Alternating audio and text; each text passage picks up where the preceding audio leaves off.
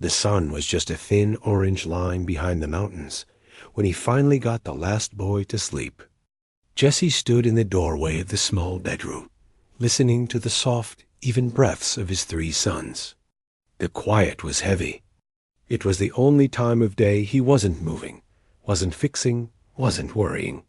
His body ached from 16 hours of work, but his mind raced louder. The bill from the feed store was still on the kitchen table, a white rectangle of panic he couldn't ignore. The bank letter was underneath it. Words like foreclosure and final notice seemed to pulse under the dim light of the single bulb. He was a cowboy, or he used to be. Now he felt more like a janitor for a life that was falling apart. His hands, rough and scarred, were better at fixing fence posts and calming spooked horses than braiding his youngest boy's hair or helping with second-grade math. His wife had left 3 years ago, saying the silence of the ranch was crushing her. Now the silence was just a constant reminder of how much he had to do, and how alone he was doing it. The next morning was the same chaos. Making breakfast while packing lunches, finding a lost shoe, signing a permission slip for a field trip he knew he couldn't afford to pay for. His oldest, trying to be a man at 9 years old, said he didn't need the school trip. Jesse saw the look in his boy's eyes and felt like a failure. "We'll figure it out," he said, the words sounding hollow even to him. He dropped them at the end of the long driveway where the school bus wheezed to a stop, their small hands waving until the dust hid them from view. The work was endless. A section of fence on the far western border was down again. Probably elk, or maybe the old posts had just given up, like everything else seemed to want to do. He loaded tools into the beat-up truck, his old horse trailer hitched behind. His horse, a steady gelding named Ben, nudged his shoulder as if sensing his mood. The drive out to the fence line was long and bumpy. This part of his land butted up against a wild stretch of forest and canyon that belonged to the state. It was beautiful, but Jesse didn't see beauty anymore. He saw a place where things broke, where wind, weather, and time worked against him. He found the broken fence. It was worse than he thought. A whole line of wire was snapped and tangled. He got to work with Ben standing patiently nearby. The sun climbed, hot and bright. He was sweating through his shirt, his mind looping back to the bills, the boys, the crushing weight of it all. He was so deep in his own tired thoughts that he almost didn't notice Ben's change. The horse snorted, a sharp, worried sound. His ears pinned back, and he shifted his weight, dancing sideways. "Whoa, easy boy," Jesse murmured, straightening up. He followed the horse's wide-eyed gaze. At first, he saw nothing, just the dappled shade under the pine trees. Then, a shape, a splash of dark color against the brown pine needles. He thought it was a deer, maybe injured. He took a step closer, his hand dropping to the worn handle of his fencing pliers. It wasn't a deer. It was a person. A young woman, lying on her side near a thick tree. His heart slammed against his ribs. He ran the last few yards, his boots crunching on the dry ground. And then he saw the metal. It was an old bear trap, the kind with jagged teeth, illegal and vicious. It was clamped around her leg, just above the ankle. The denim of her jeans was dark and wet. The metal jaws looked monstrous against her skin. A cold horror washed over him, freezing him for a second, but it was her eyes that truly stopped him. She was awake. She had lifted her head as he approached. There was pain there, a deep, sickening pain that made his own stomach clench. But there was no fear, no crying. Her eyes were dark and clear, watching him with an intensity that felt ancient. Her face was streaked with dirt and sweat, but her expression was calm, almost proud. She held herself with a stillness that seemed impossible given the metal biting into her flesh. He dropped to his knees beside her. "Okay," he said, his voice rough. "Okay, I'm here. I'm gonna get this off you." Her eyes searched his face. She gave the smallest nod. He saw then the details, the silver and turquoise jewelry at her neck and wrists, the long black hair tied back, the moccasins on her feet. She was far, far from home. 100 questions exploded in his mind, but they could all wait. The trap was rusted but strong. He ran back to his truck, his legs unsteady, and grabbed a bigger pry bar. When he returned, she hadn't moved. He worked the metal, his muscles straining. The jaws were stubborn. A low moan escaped her lips as they shifted, and he muttered, "I'm sorry. I'm so sorry. Just a little more." With a final grating screech, the jaws sprang open. She gasped, pulling her leg free. The wound was ugly, angry, and bleeding. He acted without thinking, tearing a strip from his own shirt to wrap it tightly, applying pressure. She let him, her breath coming in short pants. He needed to get her to the truck. "I'm gonna lift you, all right?" he said. Again, that silent, trusting nod. He slid one arm under her knees and the other behind her back. She was lighter than he expected. As he lifted her, her head fell against his shoulder. He could feel her trembling from shock and pain. He carried her through the trees, Ben following behind. Her eyes were closed now, her long lashes dark against her skin. Just as he reached the truck, her eyes fluttered open. She looked directly at him, and in a voice so quiet it was almost a whisper, she said a single word, "Kaya." Then her eyes closed again, and she went still in his arms. Not unconscious, but retreated, conserving every ounce of strength. Jesse carefully laid her on the bench seat of his old truck. He covered her with the worn horse blanket he kept there. He looked from her pale face to the trap, still lying open and evil in the pine needles, to his horse, to the empty land.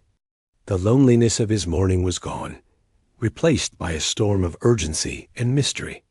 His struggle to fix a broken fence had vanished.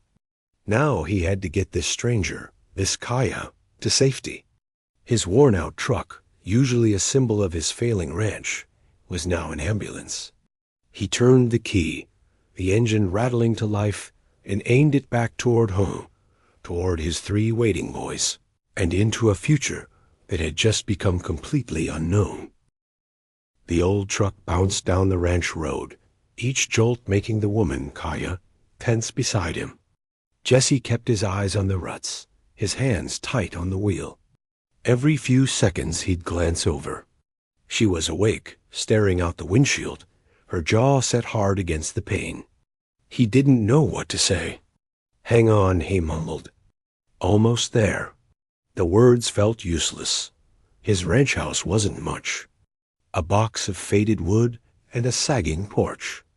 As the truck ground to a halt, his 3 boys spilled out the front door, their after-school energy turning to curious stares. They clustered on the steps, eyes wide. "Boys," Jesse said, his voice leaving no room for questions. "Door, now." They scrambled back, making a path. He came around, opened the passenger door as gently as he could. "I'm gonna have to carry you again," he said.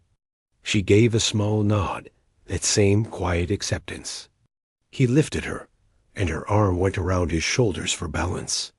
He could feel the boy's stares like sunlight on his neck. Inside, the front room was a mess of toys and laundry. He carried her straight to the old couch, the one with the blanket always draped over the torn arm. "You?"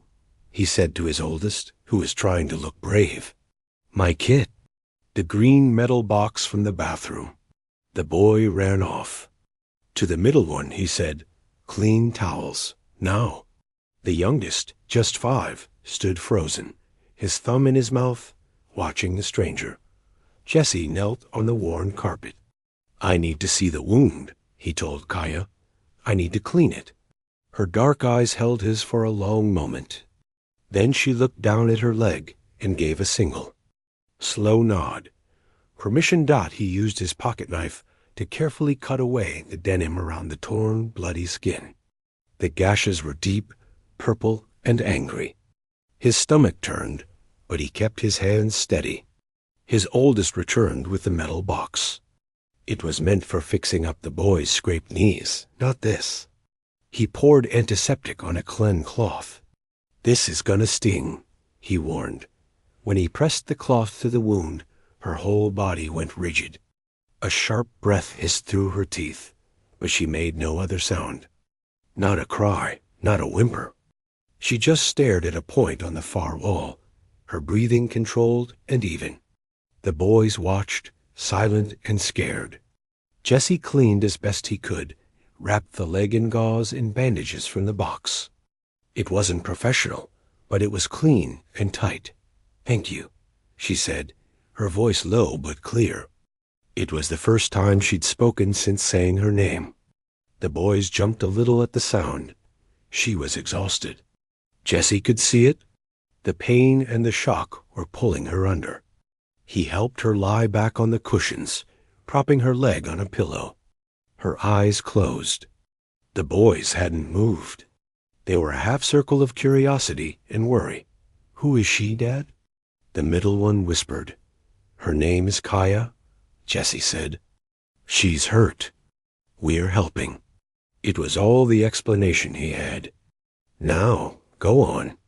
I need to start supper." He went to the kitchen, a small room with cracked linoleum. He could see the couch from the sink. He pulled out cans of soup, his mind racing. Who was she? What was she doing out there, miles from anywhere, in clothes that didn't fit a hiker? The poacher's trap was a nightmare thought. Someone was on his land, setting those things. That was a problem for tomorrow. He heated the soup, made a stack of toast. When he brought a bowl over to her, her eyes were open. She looked at the food, then at him, and slowly pushed herself up. She took the bowl carefully. "Thank you," she said again. He fed the boys at the kitchen table. They were unusually quiet, stealing glances at the woman on their couch. She ate slowly, deliberately, like every movement was calculated. When she was done, she set the bowl on the floor and just looked around. Her gaze moved over the room, the dusty windowsills, the pile of mending by the chair, the disconnected notice from the electric company that Jesse had used as a coaster. She saw everything. He felt suddenly seen, and it made him uncomfortable. Later, after he'd gotten the boys through baths and into pajamas, he came back to find her sitting up, her injured legs stretched out. She had his middle son's shirt in her hands, the one with the torn collar from climbing the cottonwood tree. She had found a needle and thread from the mending pile. In the soft light of the lamp, her hands were moving quick and sure. The boy stood beside her, watching, mesmerized as the tear closed up with tiny, perfect stitches. "You don't have to do that," Jesse said, leaning in the doorway. She didn't look up. "It is a good shirt. A small fix." Her voice was calm. She finished, bit the thread, and handed the shirt back to his son. The boy took it, a look of pure wonder on his face. No one had ever fixed something for him with such care. The night deepened. Jesse made a bed for himself on the floor, giving her the couch. The boys were finally asleep. The house was quiet, just the wind outside and the creak of old wood. Then he heard it. A sound so soft he thought he'd imagined it at first. A low, gentle humming. It was a melody, unlike any song he knew. It had no words, just a rising and falling tune that felt old, like the hills. He lifted his head. Kaya was lying on the couch, her eyes closed. The humming was coming from her. It was a healing sound, a calming sound. And as it drifted down the hall, a small miracle happened. His youngest boy, who often whimpered in his sleep, let out a soft sigh and fell into a deeper, quieter rest. The tension in the house, the fear from the day, it seemed to soften, just a little, under the weight of that song. Jesse lay back down on the hard floor, staring at the dark ceiling. The fear was still there. The who, the why, the danger of the trap setter. The bills were still on the table. His life was still broken at the seams. But for the first time in a long, long time, the crushing loneliness was gone. It had been replaced by a mystery, and by a fragile, humming peace he didn't understand. He closed his eyes, listening, knowing that whatever tomorrow brought, his world had already changed. The morning sun painted the kitchen in pale yellow light. Jesse was scrambling eggs, the sizzle loud in the quiet house. He kept one ear tuned to the front room, where Kaya slept. The boys were at the table, whispering over their cereal. The feeling from last night, that strange humming peace, had faded with the dark. Now the worry was back. Who was she? What came next? He heard the soft rustle of the blanket and the careful shift of weight. He turned from the stove. Kaya was sitting up on the couch, her dark hair loose around her shoulders. She was looking at her bandaged leg, then around the room, taking it in like she was seeing it for the first time in the daylight. Her eyes landed on the disconnected notice by the sink. He felt a flush of shame, but she just looked thoughtful. "Good morning," Jesse said, his voice a little rough. "How's the leg?" "It is steady," she said. Her voice was clear now, stronger. "The pain is a low fire, not a blaze. Thank you for your care." The boys stared, spoons frozen halfway to their mouths. She was a living storybook character in their living room. Jessie brought her a plate of eggs and toast. She took it with both hands, a small, respectful nod. She didn't eat right away. Instead, she looked at his oldest boy, who had a smear of jam on his cheek. "You have the look of a good helper," she said to him. The boy sat up straighter, wiping his face with his sleeve. "I help Dad with the horses." "I can see that," she said, a faint smile touching her eyes. She began to eat, every movement careful and precise. After breakfast, the usual chaos of getting ready for school began. Jesse was trying to find a matching pair of socks for his youngest, who was resisting. "I don't want to go," the little boy whined, clinging to Jesse's leg. "I want to stay with the lady." "Can't, buddy." "School," Jesse said, frustration tightening his voice. He felt overwhelmed, the normal morning battle feeling harder today. From the couch, Kaya spoke softly. "A brave rider always tends to his own horse first." Jesse and the boy both looked at her. She was looking at the youngest. "Your learning is your horse. You must care for it, so it can carry you far." The little boy blinked. He didn't fully understand, but the tone held him. It wasn't a scolding. It was wisdom. He loosened his grip on Jesse's leg. Slowly, he went and found his own socks, a mismatched pair, and put them on. Jesse stood there, holding the correct pair. He felt a strange mix of relief and something else, a recognition that he'd just been shown a different way. He nodded his thanks to Kaya. She simply looked back, her gaze knowing. Later, with the boys on the bus and the house quiet, the reality settled in. He sat at the kitchen table across from her, 2 cups of coffee between them. The silence wasn't uncomfortable, but it was full of questions. "I need to call someone," Jesse said finally. "The sheriff, or someone from your family. Your people must be worried sick." A shadow passed over her face. "My family knows I am on a journey, a vision quest. I was to be alone for 4 days, in the canyons north of here. To listen." She looked down at her leg. The metal trap was not part of the listening. A vision quest. Jesse had heard of such things, but only in stories. It explained why she was out there alone, so far from the Navajo nation. "That trap," he said, his voice hardening. "It's illegal. Someone's poaching on my land. I need to find him." "This is important," she agreed.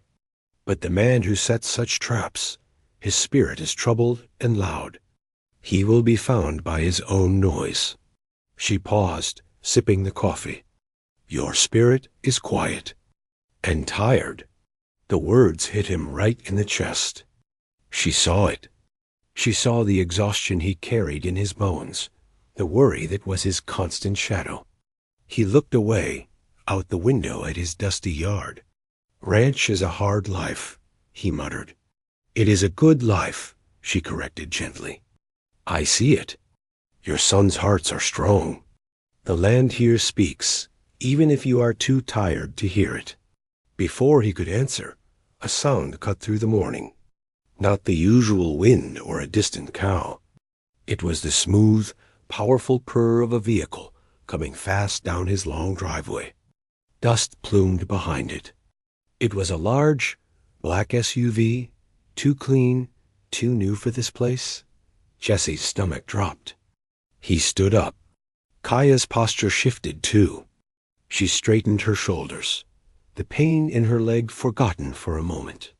The regal air from when he first found her returned to her face. The SUV stopped right in front of the porch. The doors opened. 3 men got out. They were older, with lined faces and serious eyes. They wore neat jeans and button-down shirts, but something in their bearing, the way they stood, the calm authority was different. The man in the lead had silver hair pulled back. His gaze went past Jesse, through the screen door, and landed on Kaya. Relief, then a deep, solemn concern washed over his features. Jesse stepped out onto the porch, feeling the grit under his boots. Can I help you? The silver-haired man looked at him. His eyes were dark and sharp, missing nothing the peeling paint, the worn porch step, the tired man standing before him. We are looking for our daughter, the man said. His voice was low and measured, filled with a gravity that made the air feel still. Jesse nodded toward the house. She's inside. She's hurt, but she's all right. The 3 men moved as one toward the steps. Jesse moved to block them, a protective instinct flaring. She's resting. That leg is bad. The man stopped, his eyes locking with Jesse's. There was no threat, but an immense, unyielding pressure. We are the tribal council. She is in our care. We must see her. Jesse held the gaze for a second longer, then stepped aside. He followed them into his own home, feeling like a stranger. The room seemed to shrink with them in it. Kaya looked up as they entered. Father, she said to the silver-haired man. The word was respectful, but not fearful. The man, her father, knelt swiftly by the couch. They spoke in low, rapid Navajo. Jesse could not understand the words, but the tone was clear. Love, worry, urgency. The other 2 men stood like sentinels, their eyes sweeping the small room. Jesse saw them see the same things Kaya had seen, the poverty, the struggle. Their faces were unreadable, but the air grew thick with unspoken judgment. Finally, Kaya's father stood. He turned to Jesse. You found her. You brought her here. For this we thank you. The thanks was formal, like a ceremony. It didn't feel warm. We must take her now, one of the other men said. She needs proper healing. Our own people. Jesse felt a sudden, sharp panic. It wasn't just about her leaving. It was about the trap, the poacher, the unfinished business. Wait, he said. The man who set that trap. He's out there. On my land. The council members exchanged a look. Kaya's father's eyes grew harder. This is a matter we will handle. It is not your concern. But it is my land, Jesse insisted, a flare of his old stubbornness rising. It's my family's safety. The man studied him again, a long, penetrating look. The formal gratitude was gone, replaced by a cool, assessing silence. In that moment, Jesse felt it. The divide. His world of broken fences and bank notices, and theirs of ancient councils and sacred journeys. They saw a struggling white rancher, and he saw 3 imposing strangers ready to take the mysterious woman who had, for one night, made his house feel less broken. They began to move, helping Kaya to her feet. She was leaving. The strange, quiet interlude was over, and Jesse was left standing in the middle of his messy kitchen, watching them go, feeling more alone than he had before he found her in the trees. The screen door slapped shut behind the men, a sound like the end of something. Jesse stood frozen in the middle of his kitchen, listening to the careful steps on the porch, the soft murmurs as they helped Kaya toward the shiny black SUV. The quiet of his house rushed back in, but it was a different quiet now. It felt hollow, empty in a way it hadn't just an hour before. He could still see the imprint of her body on the couch blanket. He moved to the window, watching. They were being so gentle with her. One man opened the back door wide. Another supported her arm as she eased onto the seat. She didn't look back at the house. Her father placed a hand on her head, a gesture of blessing and protection, before closing the door. The sound was solid, final. The 3 men didn't get in right away. They stood in a loose circle near the hood of the vehicle, talking in low tones. Jesse couldn't hear the words, but he saw the glances. Glances toward his peeling barn, toward the weed-choked corral, back toward the house. His face grew warm. He knew what they saw. A failing ranch. A man who couldn't keep up. He felt judged, and he hated it. Kaya's father broke from the group and walked back toward the porch. Jesse's heart thumped. He stepped outside, meeting the man on the worn steps. The man's face was a mask of solemn courtesy. "We are in your debt for her safety," he began, his voice formal. "The injury is serious, but it will heal. She told us you acted with honor." Jesse just nodded, his throat tight. He expected the man to turn and leave, but he didn't. He stood there, his dark eyes seeing everything. "My daughter also told us other things," the man continued. "She said your sons have good hearts. She said your spirit is weary." He paused, letting the word hang in the dry air. "She said the man who is setting these traps is a sickness on the land. Not just our land, but yours too. This same man has been tearing up the old canyon sites with his truck, disturbing sacred ground. He is a poacher of animals and of peace." Jesse's fists clenched at his sides. The anger was a hot, clean feeling. "Then let me help find him. It's my property." The man shook his head slowly. "It is not so simple. The authorities move slowly. They see a trap. They see trespassing. They do not see the disrespect to the earth. They do not hear the land crying." He looked past Jesse, into the cluttered front room. "You live here. You see the day-to-day. But do you listen to this place?"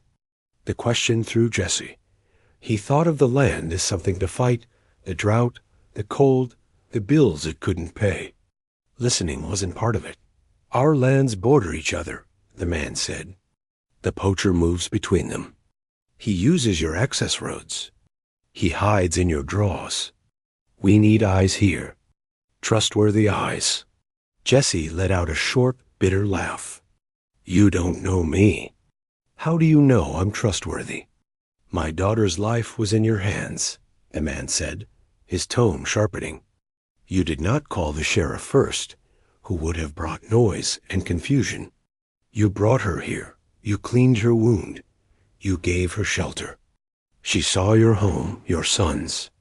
She trusts her own eyes. And so, for this, I will trust also." He took a step closer. "We are not a rich people in the way of money, but we have resources. We have lawyers who understand land rights. We have a cultural preservation fund." He looked directly into Jesse's eyes. "We can make the call to your bank. We can secure your loan, give you a bridge to breathe." Jesse's head swam.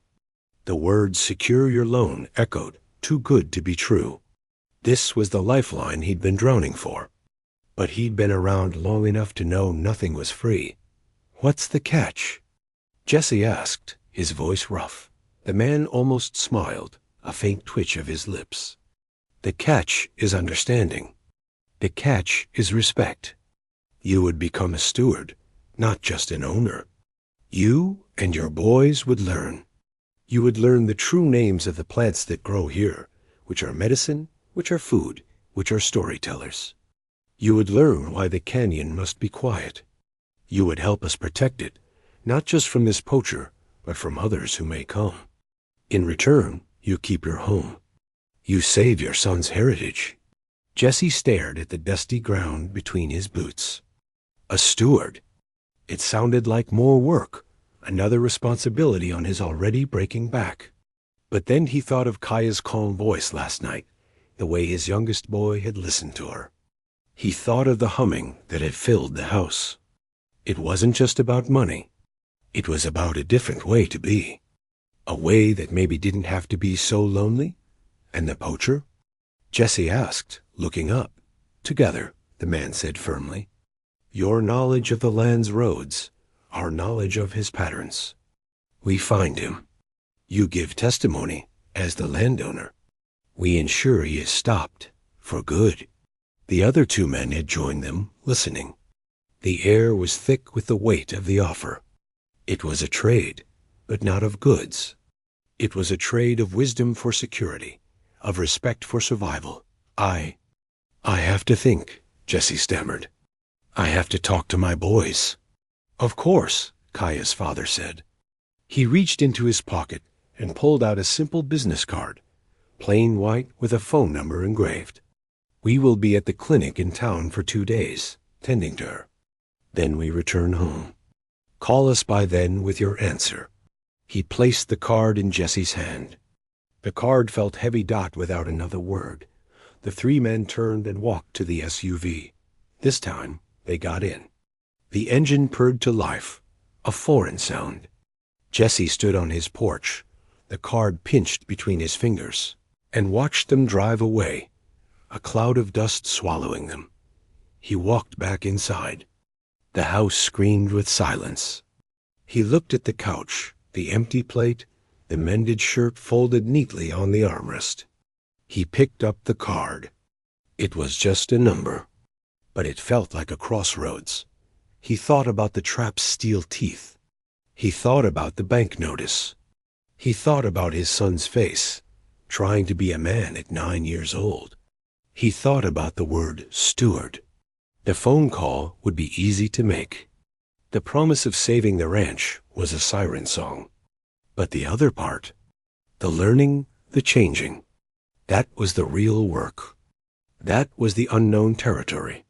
He sat down heavily at the kitchen table, the card in front of him, and put his head in his hands. The struggle wasn't over. It had just become a different kind of fight. The silence in the house after they left was heavy. It wasn't the usual quiet of being alone with his thoughts. It was a waiting quiet. The white card sat on the kitchen table like a single stark domino. One push, one phone call, and everything could fall in a new direction. He didn't call that day. He worked. He fixed the broken fence where he'd found her, the cold-sprung trap, now an ugly memory in the back of his truck. Every swing of his hammer felt different. He wasn't just keeping animals in anymore. He was marking a boundary, protecting something. The land looked the same, the dry grass, the stubborn rocks, but it felt different under his boots. That evening, he sat his boys down at the table. Their plates were clean, their faces expectant. He kept it simple. "You remember the lady, Kaya? Her family offered to help us. To help with the ranch, so we don't have to leave." His oldest boy's eyes narrowed, suspicious of gifts. "What do we gotta do?" Jesse took a breath. "We have to learn. We have to learn about the land. The real stories of this place. Not just how to work it, but how to listen to it. And we have to help them keep it safe from bad men, like the one who set that trap." The middle boy, the curious one, leaned forward. "What kind of stories?" "I don't know yet, son," Jesse admitted. "But we'd find out together." The youngest just looked at him, his small face serious. "Is she gonna come back?" "I think so," Jesse said, and saying it out loud made his choice feel real. "Yeah, I think she might." The next morning, with the boys at school, he picked up the phone. His hand was damp. He dialed the number. Kaya's father answered on the second ring.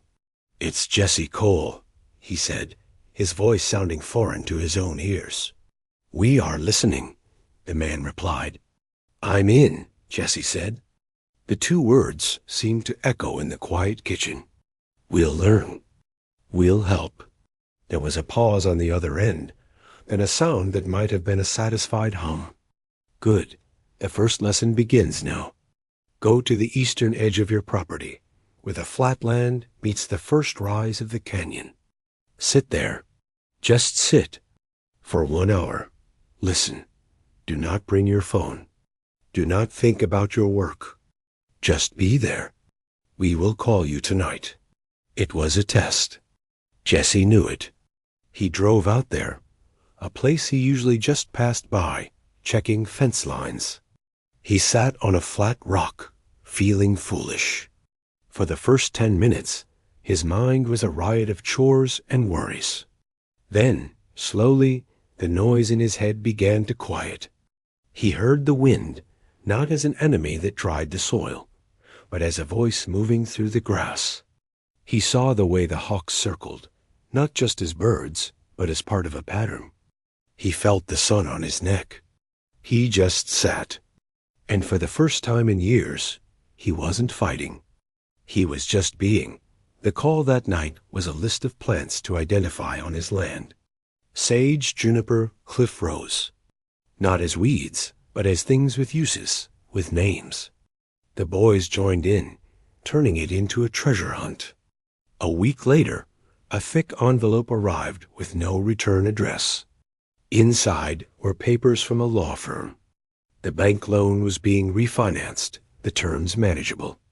There were no strings attached in the small print, just a single handwritten note. Stewardship begins with security. Now we work. Kaya returned a month later. She came in an older truck, driven by a cousin. Her leg was healing, though she walked with a slight stiffness. She was not a guest this time. She was a teacher. She showed the boys how to weave a simple basket from willow shoots, her fingers flying. She taught them that the annoying, sticky gum from the pine trees could be chewed to clean your teeth. She pointed to constellations, telling stories of the hero twins and the trickster coyote that lived in the stars above their very own roof. And Jesse learned, too. He learned that the scrub he'd always ignored held medicine. He learned that the canyon's quiet was sacred, a library of old spirits, not just empty space. He shared his knowledge, too, how to read the weather in the clouds, where the deer trails ran, how to move a herd without stressing them. The poacher was caught 2 months after that. It was Jesse who found the fresh tire tracks cutting across a dry creek bed toward the canyon. He didn't confront the man. He called Kaya's father. Together, they coordinated with the game warden. The man was caught red-handed with illegal pelts. Jesse stood in the courthouse and gave his testimony as the landowner. The tribal council gave theirs about the desecration of cultural sites. The man's loud, troubled spirit was finally silenced by the law. One afternoon, near the end of summer, Jesse and Kaya stood at that same eastern ridge where he had taken his first lesson. The boys were below, trying to identify bird calls from a list she'd made them. "It doesn't feel like my land anymore," Jesse said, not with loss, but with wonder. "It feels like I'm part of it, and it's part of something bigger." Kaya nodded, a soft smile on her face. "That is the understanding. The wall between your deed and our history. It is melting. It is becoming a bridge." He looked at her, then at his laughing boys, their faces smudged with dirt and sunshine. The crushing loneliness was gone. The fear of losing everything was gone. It was replaced by a new kind of work, a purposeful tiredness that felt good in his bones. The ranch was saved. But more than the wood and the wire and the land was saved. Jesse Cole, the struggling single dad, was saved too. Not by a princess in a trap, but by a new family, a new way of seeing, and the rediscovery that his own heart and his ancient land still had a lot of room to grow. The future wasn't a scary, empty stretch anymore. It was the next season, the next lesson, the next story to be told under the shared, endless sky.